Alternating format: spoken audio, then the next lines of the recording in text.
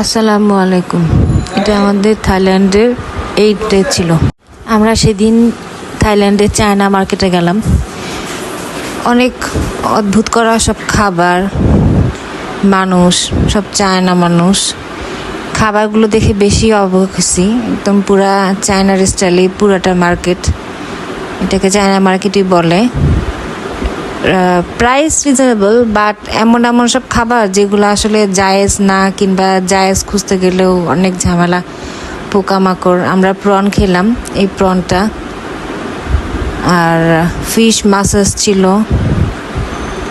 তারপরে আমার হাজব্যান্ড খেলো অক্টোপাস। বাড়ি ফেরার পথে আমরা খেলাম এই মোগলাইটা, মিষ্টি মোগলাই। একটু অন্যরকম ডিফারেন্ট ছিল, হালাল খাবার তো। হালাল খাবার দেখেই আমরা আসলে সবাই মিলে রাত্রে ডিনারটা এটা দিয়ে করলাম।